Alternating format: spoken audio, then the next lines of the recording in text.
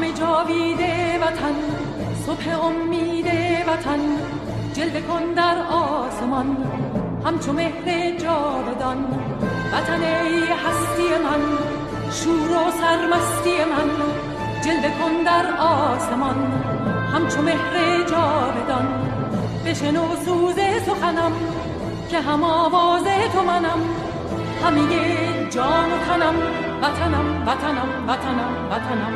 بشنو سوز سخنم که نواگر این چمنم، همه جان و تنم وطنم وطنم وطنم وطنم.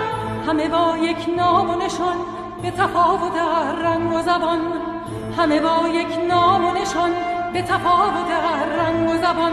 همه شاد و خوش و نغمه زنان ز صلابت ایران جوان، ز صلابت ایران جوان، ز صلابت ایران جوان. من به نام فرماندهی این شاهنشاهی جاودان با تاریخ ایران پیمان می‌بندم که این حماسه زرین ایران نو تا پیروزی کامل ادامه خواهد یافت و هیچ نیرویی در جهان یارای برابری با پیوند فولادین شاه و ملت را نخواهد داشت. دیگر شبیخونی نابهنگام ما را غافلگیر نخواهد کرد، زیرا که ملت ایران و نیروهای مسلح آن که از ملت برخاسته‌اند و از قدرت لایزال ملی نیرو می‌گیرند، برای پاسداری سرزمین مقدس خویش روز و شب بیدارند.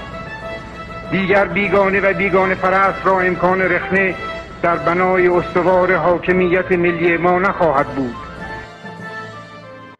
نام جاوید وطن، صبح امید وطن، جلوه کن در آسمان همچو مهر جاودان.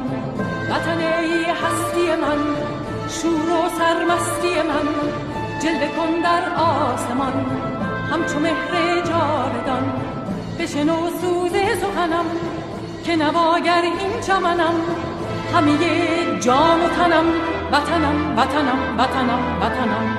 همه با یک نام و نشان به تفاوت رنگ و زبان، همه با یک نام و نشان به تفاوت رنگ و زبان.